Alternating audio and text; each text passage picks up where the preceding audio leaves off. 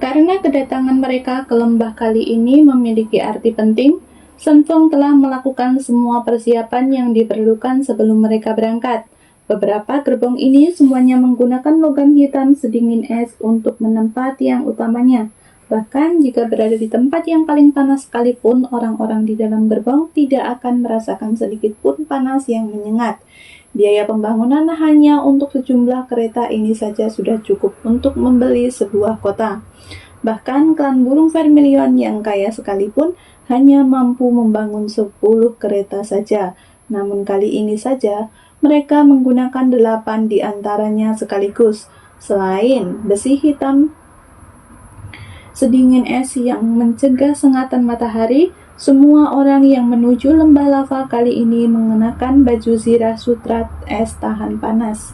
Hal ini karena semakin dekat mereka ke lokasi tempat burung vermilion tertidur, semakin tinggi panas yang akan mereka derita. Jika baju zirah sutra es tidak ada untuk melindungi mereka, kemungkinan besar mereka akan terpanggang hingga kering oleh suhu tinggi. Setelah baru saja masuk ke tempat burung vermilion tertidur.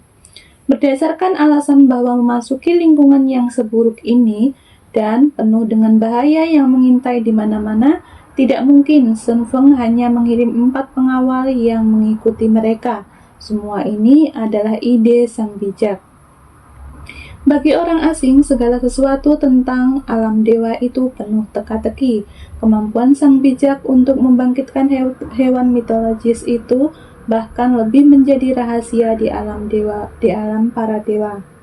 Seandainya bukan karena kecemasan yang akan dirasakan oleh keempat tuan muda dan nona muda ini yang telah hidup seperti pangeran dan putri, sangat mungkin bahwa orang-orang dari alam dewa bahkan tidak akan mau membawa keempat rombongan ini bersama mereka.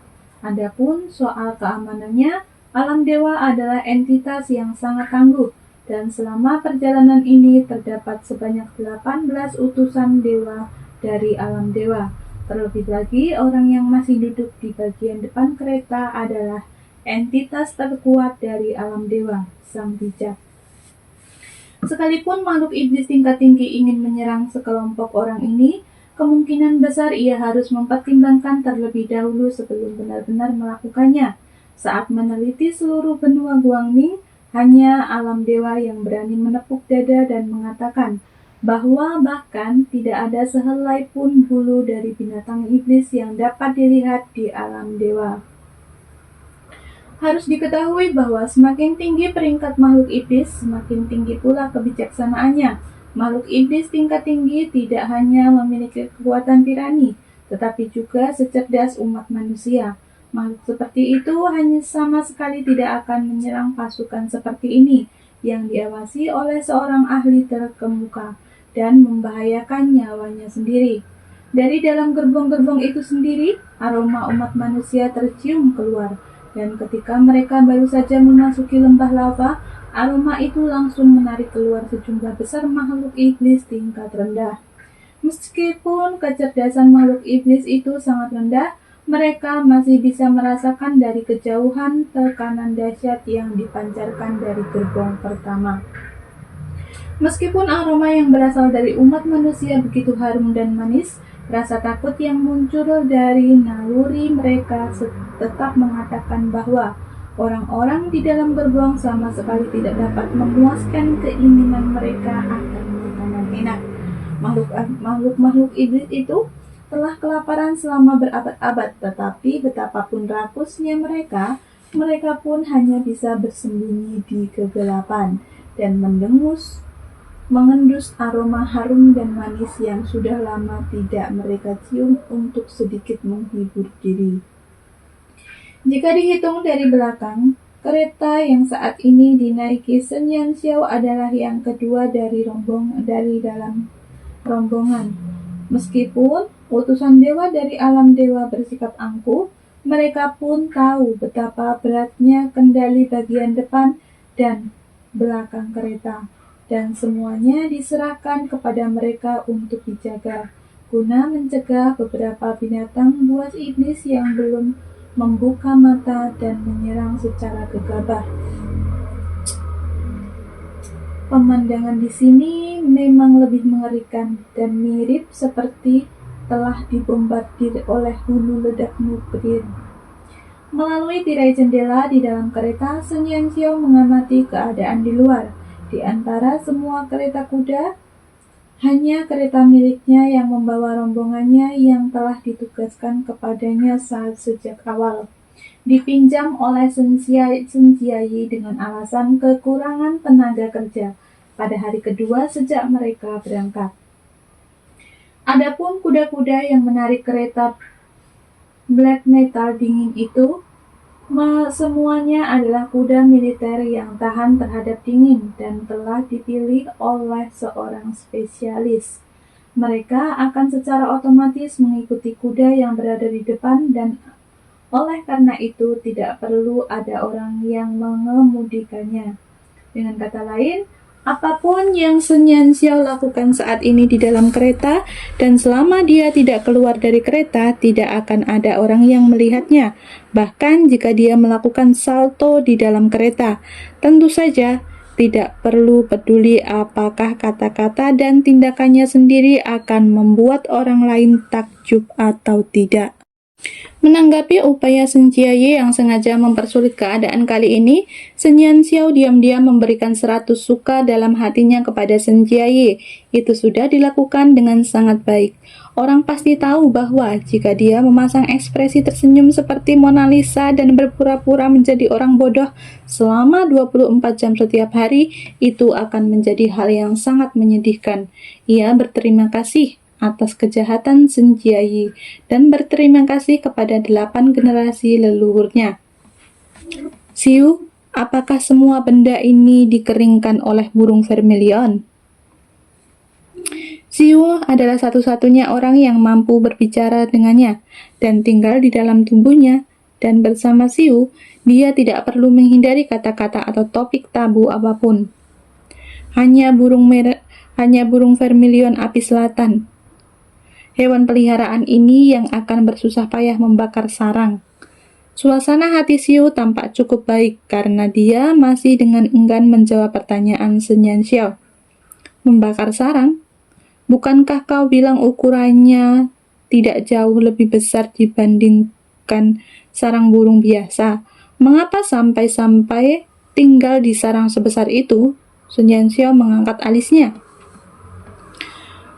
Sudah setengah hari sejak mereka memasuki lembah lava, tetapi melihat rute di depan, kemungkinan besar masih ada jarak yang lebih jauh yang harus ditempuh dari lokasi mereka saat ini ke tujuan mereka. Keempat hewan mitos itu memiliki temperamen yang sangat arogan. Oleh karena itu, di sekitar sarang tempat mereka tinggal, mereka sama sekali tidak akan mengizinkan keberadaan makhluk hidup lain. Burung vermilion berbasis api, sehingga ia lebih menyukai tempat-tempat dengan panas yang menyengat, karena dengan menaikkan suhu lingkungan sarang hingga batas maksimal, barulah ia menganggap tempat itu layak untuk ditinggali. Meskipun burung vermilion sebagian besar waktu terbang di langit, keinginannya untuk mengendalikan permukaan bumi tetap sangat kuat. Sarang di sini dibandingkan dengan sarang sebelumnya sudah sangat sempit. Tampaknya sebelum sarang itu beristirahat dan menjadi tidak aktif, ia mengalami kerusakan serius. Jika tidak, beberapa gunung di sisinya pun tidak akan ada. Nada bicara Siu sangat-sangat tenang, dan seolah-olah Siu hanya membicarakan tentang cuaca hari ini. Dia sama sekali tidak berpikir apa alasan untuk membuat keributan tentang hal yang tidak penting, dan menduduki wilayah yang begitu luas. Bahkan dia merasa seolah-olah sarang yang dipilih burung vermilion kali ini sangat miskin. Siu tampak sangat tenang, namun Sun Yanxiao tidak tenang. Sebagai orang modern yang telah benar-benar mengalami perjuangan seumur hidup untuk mendapatkan puluhan meter persegi tempat tinggal sederhana, penjelasan di balik sebidang lembah lava ini terus-menerus membuatnya tercengang. Sungguh mewah, itu memang benar-benar mewah. Pemborosan macam apa ini? Demi mencari tempat tidur, mereka malah menyerbu dan menduduki wilayah yang ukurannya sebanding dengan kota kecil di era modern. Jika dibandingkan dengan lembah lava burung vermilion, orang-orang dari kehidupan sebelumnya yang menganggap diri mereka penting ketika membeli pulau-pulau itu, sungguh terlalu menyedihkan. Dari apa yang didengar Sun Yanxiao, pendapat Xiu dengan jelas menyatakan bahwa tempat tinggal burung vermilion sebelumnya jauh lebih besar dibandingkan tempat ini. Jika dilihat dari segi hewan mitologi, tempat tinggal burung vermilion saat ini seperti ruang bawah tanah, sederhana, kasar, dan sempit. Dia tak berani membayangkan betapa luasnya wilayah resmi tempat tinggal burung vermilion. Selain itu, menurut pendapat Xiu, tampaknya selain burung vermilion, lokasi tempat tinggal beberapa hewan mitologi lainnya juga memiliki perbedaan yang sangat besar.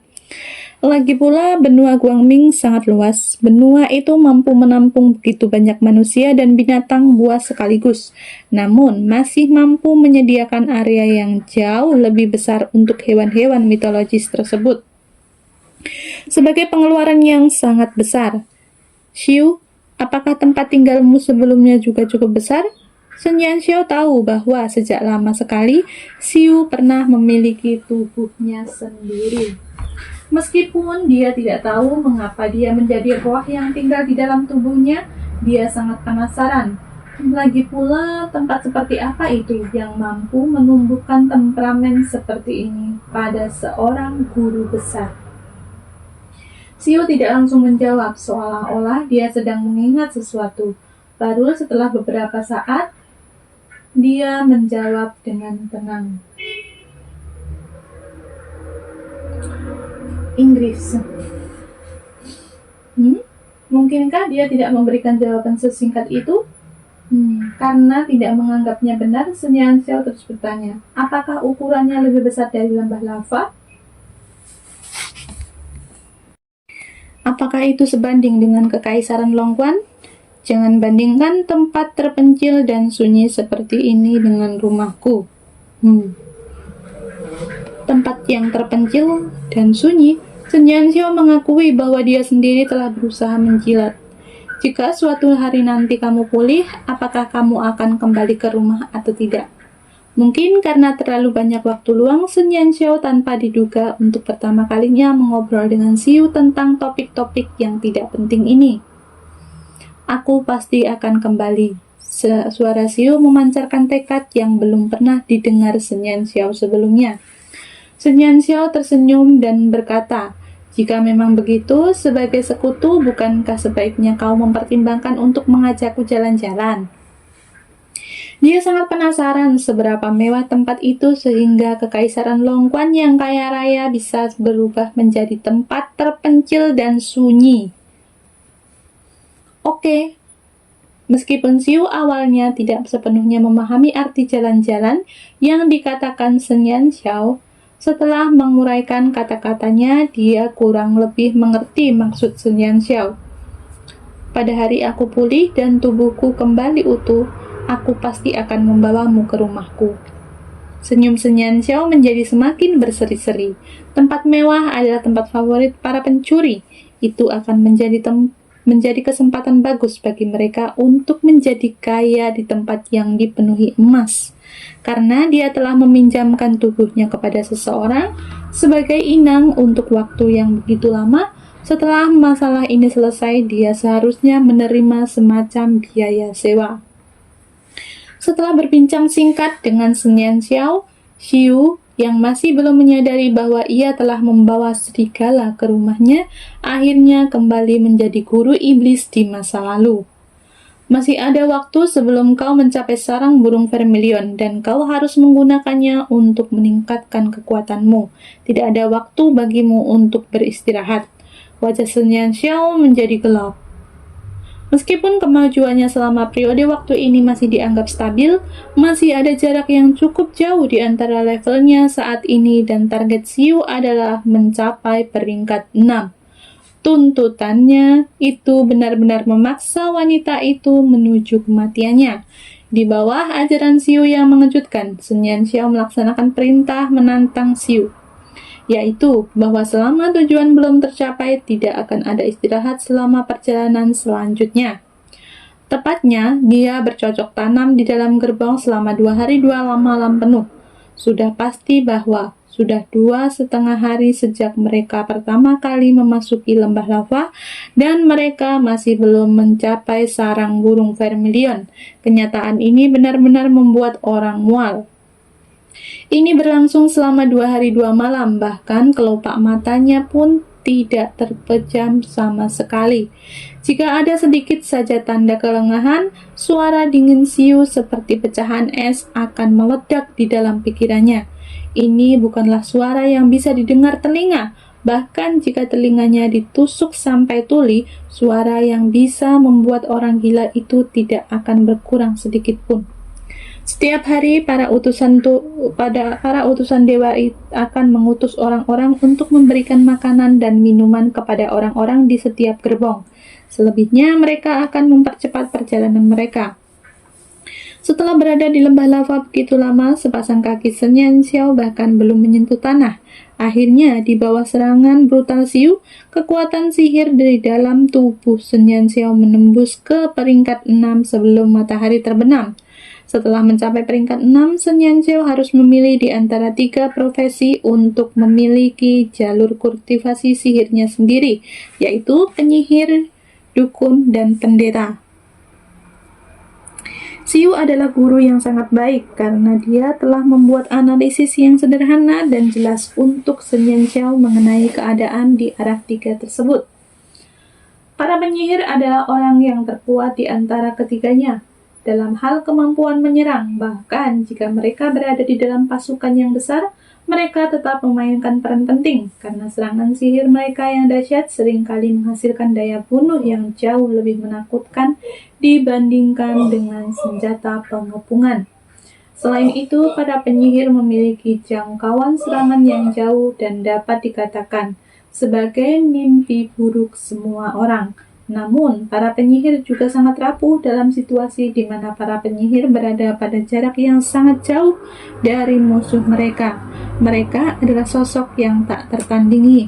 Namun, jika mereka diserang oleh lawan yang tangguh yang berada di dekat mereka, mereka akan menjadi sangat rapuh.